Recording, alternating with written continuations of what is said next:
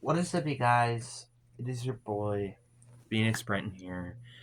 And today's video, we are going to be talking about the Seattle Seahawks. And this video is just such a wild video. And I guess let's get into it. But before we get into today's video, like and subscribe. We are on the road to getting to 700 subscribers. But anyways, enough said. Let's just get into the video. And starting off, the Seahawks are legitimately looking like to be one of the best teams in the league right now. I know this is people are gonna probably say, "Oh, this is a bad take." Oh, it's probably because you're a Seahawks fan. That's why you're saying this. Well, am I wrong though? I mean, really, let's look. Let's look at the games that they currently have lost.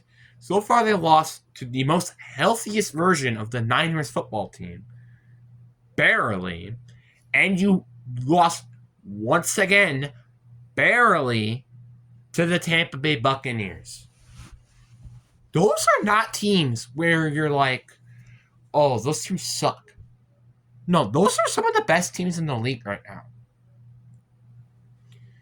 The Bucks are like what? In the top 5 conversation in the power rankings? The Niners are arguably a top 10 team. The Seahawks are a good football team. And I'm tired of hearing people not thinking that's the case.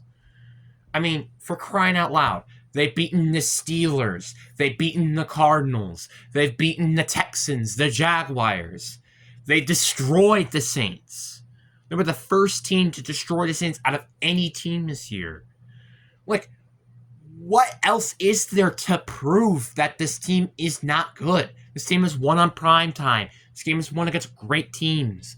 Like, I don't know what else to prove to you that this team is not a good enough of a team to say that this team, I don't know, could potentially, win the division potentially.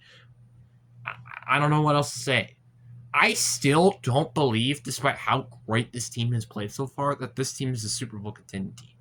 I'm so hardly convinced of that. But, man, this team makes it a very hard case to still say why. What's a reason why? Because they've lost 2 games? Every team, mostly, who has lost 2 games, well, most of the time, Super Bowl winners, they don't win every game in the league or lose 1 game in the league. That's not really how that normally goes. So, you can't really say that. Every team loses, except when you're the Dolphins that one year. You usually lose a game, right? Which is why I have to say the Seahawks are probably one of the best teams right now. I'm still a little not convinced yet that they're currently the best team in the division, but they are certainly probably a top 5 NFC team right now in the league. Genuinely. Like, the Eagles have been looking kind of, honestly, almost that entire division has looked like a struggle in the NFC East. The Bucks are really the only team I could see better than the Seahawks. The Packers and the Lions, obviously, and I think the Rams. So what? Let's say Eagles, Bucks, Packers, Lions, and Rams. They would be 6th. But let's say I'm not including the Eagles. Then they're the 5th. You kind of see what I mean? This team is just so... I don't even know how to describe it. This team is just so good. Our defense is one of the best in the league. Before everybody says, "Oh, what about that Buccaneers game where they allow like nearly 40 points?" Well, guess what? Every game outside of that, I'm pretty sure they have allowed everything below 21 and below throughout every single game, except that one. And guess what? They didn't even have their best pass rusher for that game. Like, I don't know what else to say. This team is literally legit with one of the best defenses in the league, having arguably one of the best wide receivers in the league, and their offensive line has looked better than it's been ever before, and Sam Darnold is looked to be a good quarterback. Is he as good as he was back in like Minnesota? I don't really think so. He's still making turnovers and throwing interceptions. But he's playing good enough for us to be considered a great team. I mean, for crying out loud, lots of people are considering the Seahawks to be a top 10 team in the league right now. Like, let's look in terms of teams. Let's say all the following teams I already said. Which teams do I think are better than them in the AFC right now? Probably the Bills. I think that's obvious. Same thing with the Colts. The Steelers, they already beat the Steelers, and they have the same record, so why should I say that they're better? So that means basically every AC North team isn't better. And I would probably say the Chiefs are better.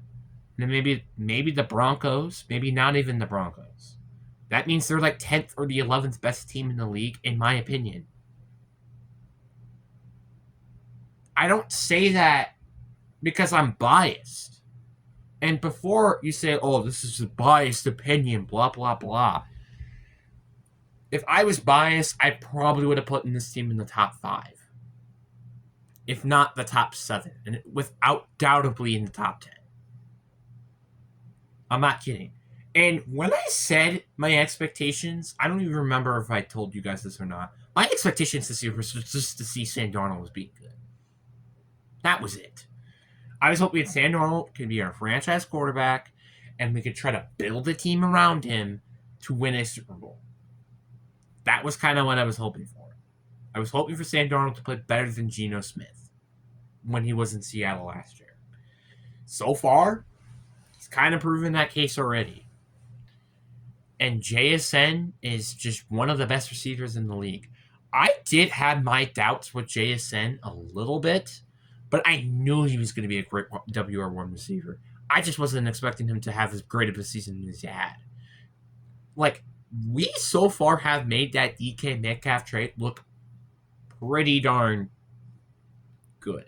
I mean, obviously I understand, well, Neil did only get a second-round pick, and I'm pretty sure it's either we got Nick Eben-Warby or Elijah Arroyo with those picks. And so far, I guess the Nick Eben-Warby pick has turned out pretty nicely. Elijah Arroyo kind of hasn't so far. But JSN on its own has just been a freak of nature. And yeah, Cooper Kupp, Troy Horton, maybe they haven't been a big contributors to the offense.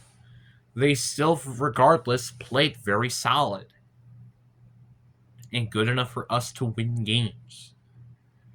That's all I have to say. And AJ Barner, he's been kind of having a breakout season as of recently. He's gotten multiple touchdowns. He's been doing a good job as a security blanket for Sam Darnold. And I'm just loving the fact that this team is starting to utilize the tight end position much more often, which was such a big issue with the Pete Carroll and Ryan Grubb and stuff. And I was so freaking happy when this was finally the case. Yes, Clint Kubiak, he's maybe not the best head coach. Maybe he's kind of like or not decent. He's not a good head coach, but like he's a decent offensive coordinator. And I'm fine with that, you know? If this guy can maybe just limit the amount of stupid plays that he's made, I think this guy has done a good job. And what he's done great so far is been making us use the tight end position more often. Because AJ Barner, I feel like, is getting more targets than Noah Fant did throughout his entire career in Seattle. So it's just so nice to see for once this team is finally doing things. And it's actually looking like it can genuinely make some progress. But there are still doubt into me. And the reason why is because this team looks kind of awfully familiar to somewhat like the Minnesota Vikings last year. Now, what do I mean by that is they were starting off very hot, and then at the end, they were starting to get destroyed and figure it out, and then they lose in the wild card round. For some bizarre reason, I just wouldn't be surprised if that doesn't end up happening for us. I don't know why, because Sam Darnold and Geno Smith, they do kind of play quite familiar, but Sam Darnold is more, I don't know, younger, I guess, is the best words to describe. And his team is a lot more fleshed out, though, than when we had Geno Smith. Because when we had Geno Smith, yeah, Tyler Lockett was still there, decent, but he wasn't like JSN, and DK Metcalf was, yeah, good, but not great. We did not have Zach Charbonnet yet. We didn't have AJ Barner. We didn't know how to figure out our tight ends yet. Our offensive line wasn't itself fully fixed yet. We didn't fully fix the pass rush yet. We didn't have Ernest Jones yet. We didn't have Devin Witherspoon yet. We didn't have, like, you know, all of these big players. We just didn't have them yet. I'm just genuinely honest. And now that we do, it's insane. Like, if you asked me a question now, what positions of need that this team would have, I would say a lot less than I thought heading into the season. Because to be honest, this was my position of needs, I would say, before the season even started. Wide receiver, the interior of the offensive line, edge rusher, and kind of safety. Now, it's wide receiver, and maybe the interior offensive line, and maybe edge. Obviously, I do think maybe a corner could potentially be a need, just because, again, I don't hate Josh Jobe, but Rick Wilson has been kind of sketchy as of recently, and plus what trade rumors with him. I'm not quite sure how that's going to work out, but that's kind of all I have to say currently. This team is really something special. If we can try to build off this type of season, not only continue off this season, but build upon it to next seasons after this, there might be a chance in the world where Sam Darnold may potentially give Seattle a Super Bowl ring. I know that sounds a little delusional, and it kind of does when I'm saying it, but I always use logic and reasoning to make these type of videos. I don't just say, oh, the Seahawks are going to win a Super Bowl because this. No. That just sounds delusional.